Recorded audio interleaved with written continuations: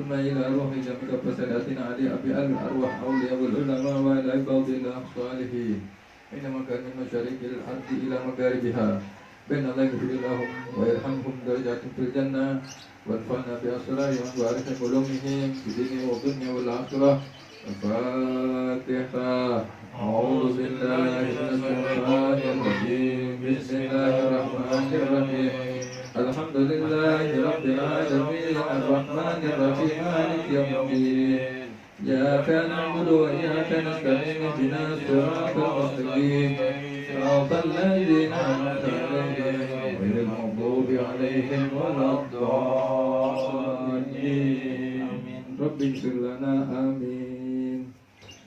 Hadirin hadirat jamaah yang dirahmati Allah Subhanahu wa taala. Kita melanjutkan pembahasan kitab Aqidatul Awam. Sudah sampai kepada sifat amanah, ya, sifat tabligh serta amanah. Bahkan lalu kita sudah membahas sifat batonah dan syidi. Dan kita akan bahas sifat tabligh dan amanah. Qala al-mu'allif rahimahullah ta'ala wa adama nafa'ana bihi wa bi ulumikum fid dharain amin. Tabligh artinya menyampaikan, ya. Jadi para rasul itu mendapatkan tugas menyampaikan risalah, menyampaikan agama kepada siapa? Kepada seluruh makhluk, baik manusia, jin dan malaikat.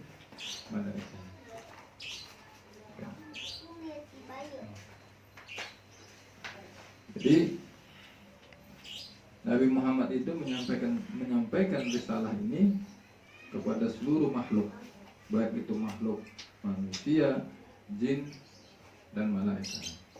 Ya. Tanpa dirahasiakan, tanpa merahasiakan apa yang diperintahkan oleh Allah Subhanahu wa taala. Ya.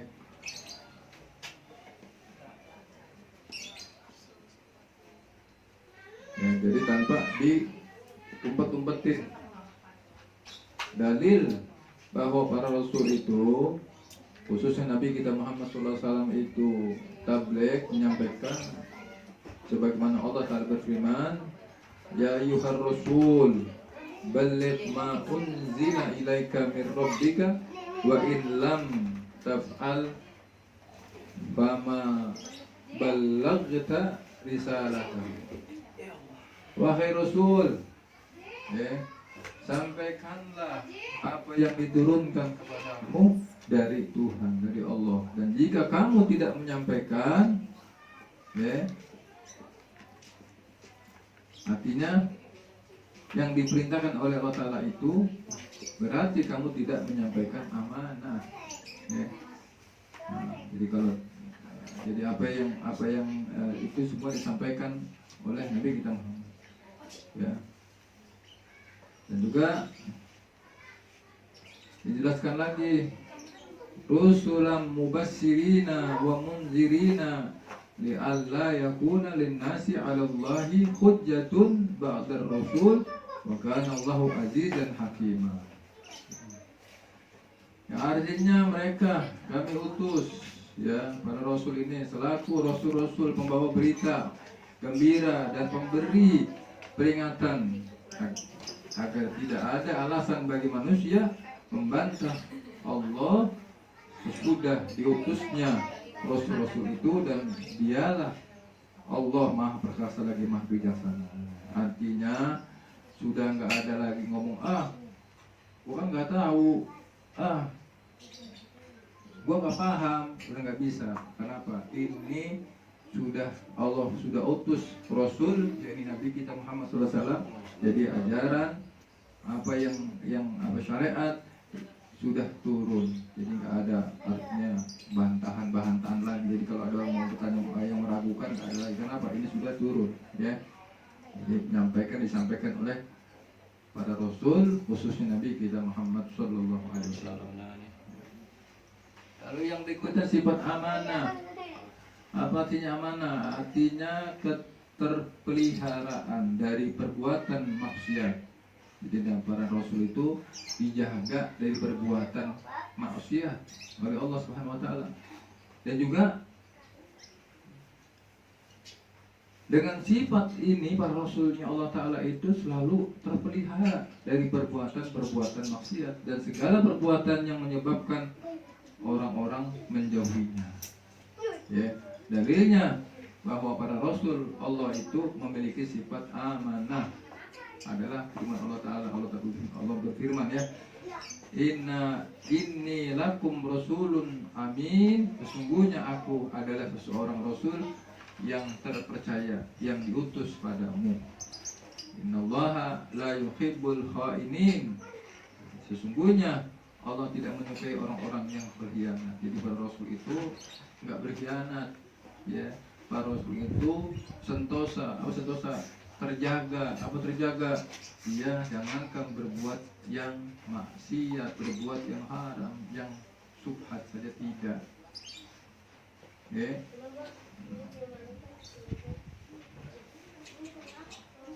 Ini rasul, ya. Sekarang Nabi adalah seorang laki-laki yang merdeka, yang diberi wahyu oleh Allah Subhanahu wa ta'ala, tetapi tidak diperintahkan untuk menyampaikan kepada umatnya.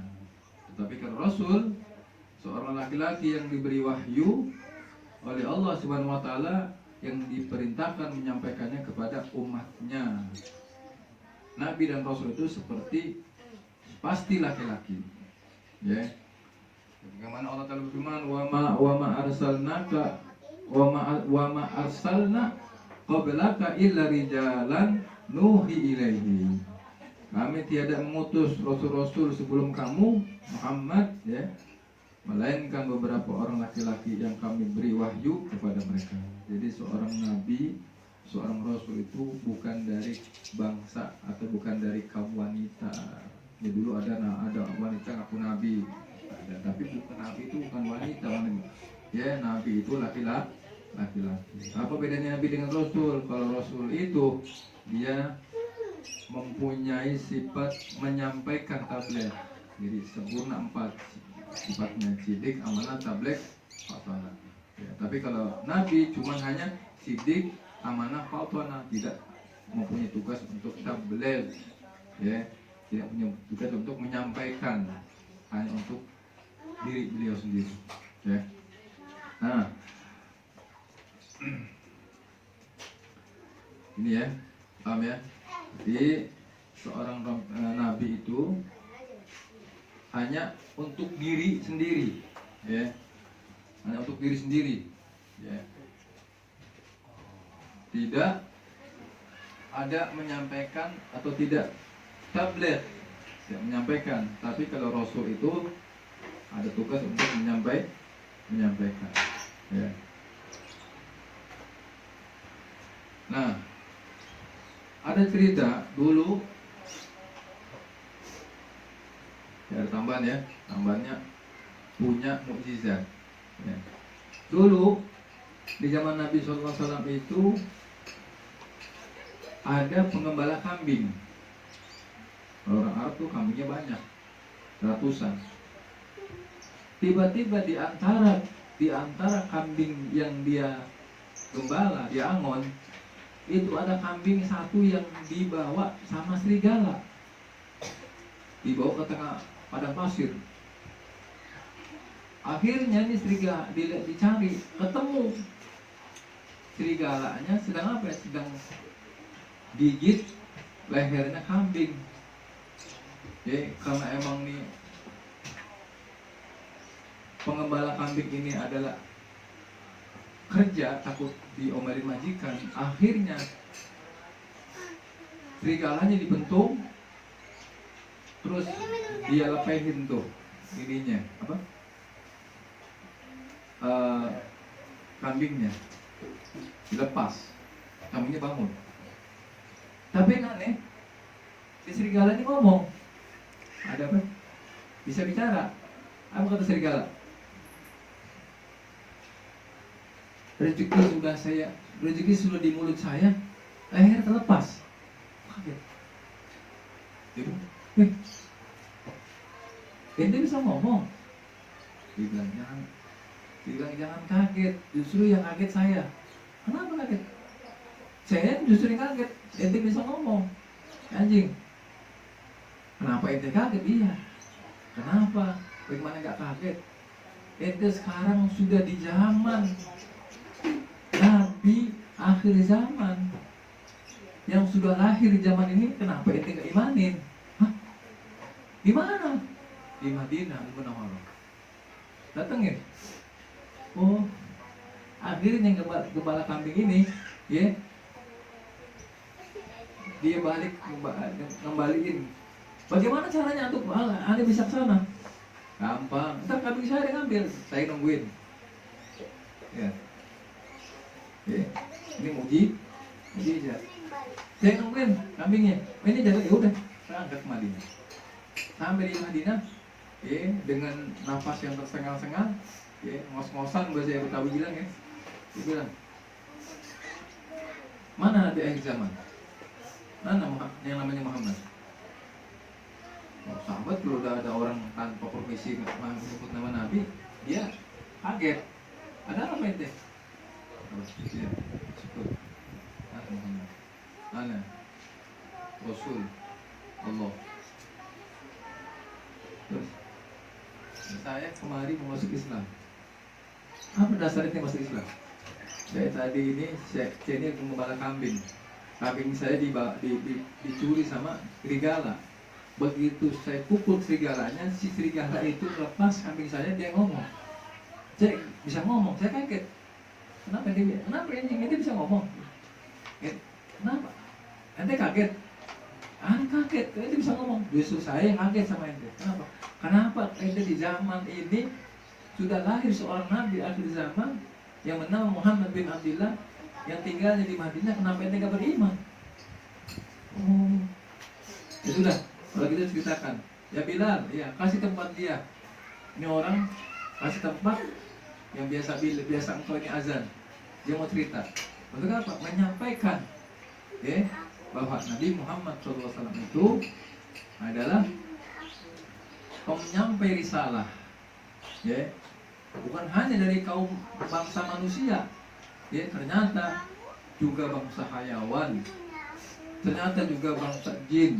Ternyata juga bangsa para malaikat, ternyata juga batu-batu, ya, mengakui kerasulan Nabi kita Muhammad Sallallahu Alaihi Wasallam. Ya, itu salah satu daripada mukjizat Nabi, yang banyak lagi mukjizat Nabi, ya, yang mungkin kalau kita ceritakan, ya, agak cukup waktu. Ya. Bahkan diceritakan ada binatang onta tahu onta, ya. Onta itu binatang, ternyata onta itu hewan yang sangat luar biasa. Onta itu dia kuat nggak makan 40 hari, nggak makan. Kalau ada orang puasa 40 hari, berarti kan paginya dia puasa, ada sahurnya, ada bukanya, ya. Kalau onta 40 hari nggak makan, dia kuat. Onta itu, ya, kalau di binatang yang punya perasaan tajam, punya kecintaan yang sangat luar biasa. Jadi kalau di Arab itu, di zaman Rasul itu, kalau ada onta, bahkan sampai sekarang kalau ada onta itu mau jalan disabetin, kadang nggak jalan-jalan. Tapi kalau diceritain, ya, ceritain sirah Nabi, ceritain bagaimana akhlak Nabi Muhammad, bagaimana kehidupan Nabi Muhammad, itu ontanya jalan, ya, ya. Ada di dalam kitab Adiba, ya. Tamalid bil habibi bi kulli qasidi faqad hasala al hanawadit tughai alam taraha wa qad madat utaha wa sallat min madami as-sahai ya. Jadi ada orang Arab penyair, ya. Itu kalau dia mau ngejalanin ontanya diceritain tuh, Nabi Muhammad begini, ontanya jalan. Alam taruh apa pada utuha itu langkahnya yang tadinya satu langkah bisa 3-4 langkah. Oke, sampai dulu ada pelarangan kalau masuk Madinah, onta nggak boleh masuk Madinah. Kenapa? Onta itu saking rindunya dengan Nabi Muhammad, ya. Itu kalau dibacain syairnya, di samping langkahnya juga cepat, itu tau nggak? Netesin air mata bukan cuma sedih, dia nangis tuh. Onta tuh punya perasaan nangis kalau diceritain, menceritakan kehidupan Rasulullah, nangis.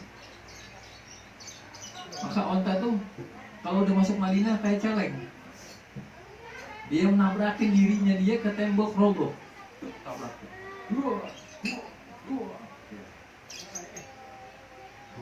Luar biasa. Masa kita kalah sama onta? Masa kita rindu kita kalah sama onta? Ya, dia berani nggak makan 40 hari, kuat nggak makan 40 hari, nggak minum, kuat. Ya, kalau dia udah lagi lemas, kalau udah lagi ceritaan ini ada orang baca qasidah, ya, qasidah menceritakan nasaid menceritakan alat Rasulullah, itu kontaknya jalannya kencang sampai susah untuk ngerem. Apalagi kalau udah masuk Madinah, onta itu bisa nabrakin dirinya ke tembok Nabawi. Maka dulu ada pelarangan, onta nggak boleh masuk Madinah. Kalau sekarang nggak ada onta ya, udah pada umroh dari onta agak susah sekarang ya. Nah, umroh haji ada tempat sendiri. Oh, dulu mah boleh masuk dulu karena kendaraannya kan onta. Nah, sempat ada pelarangan onta nggak boleh masuk Madinah. Kenapa? Onta itu kalau masuk Madinah celeng. Oke, karena dia rindu dengan Rasulullah SAW. Oke, maka kita kerinduan kita jangan kalah dengan onta. Ya, maka dengan kita mengetahui sifat yang wajib bagi Rasul, dari mulai yang kita jelaskan dari mulai sifat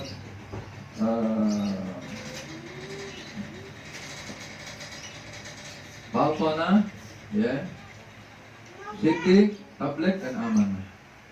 Mudah-mudahan kita dapat mengenal, ya, bahwa yang dinamakan Rasul itu khususnya Nabi kita Muhammad SAW wajib bersifat cerdas, mempunyai kecerdasan, wajib benar, ya, wajib menyampaikan dan juga wajib amanah, artinya sentosa, ya, tidak terpengaruh. Kadang-kadang orang sekarang kan berpengaruh, ya, nggak sentosa, ya, biasanya sih rajin ke masjid karena duduknya nggak sama orang masjid, biasa kongko-kongko, di situ ada topi miring, akhirnya apa? Nah, lo, ya, bukannya, ya, bentuknya orang biasa nggak biasa ngopi, duduknya sama orang ngopi jadi ikut ngopi, ya. Orang nggak biasa ngeteh, hidupnya sama orang yang ngeteh, tinggal di Tegal, teh poci, ya. Nah, makanya kita tergantung menjalas janas, kita tergantung daripada duduknya. Tapi kalau Rasul, ya, Nabi dan Rasul, dia punya benar-benar amanat. Dia mau duduk sama siapa kayak dia nggak pengaruh. Kenapa? Karena dipelihara oleh Allah Subhanahu wa Ta'ala. Itu wajib, ya. Mudah-mudahan dapat dimengerti dan manfaat, dan insya Allah setelah kita ngerti, paham daripada kajian daripada sifat yang wajib bagi Rasul yang ada 4 ini, mudah-mudahan menambah kecintaan kita, menambah keyakinan kita, keimanan kita kepada para Rasul, khususnya Nabi kita Muhammad Sallallahu Alaihi Wasallam. Al-Fatihah.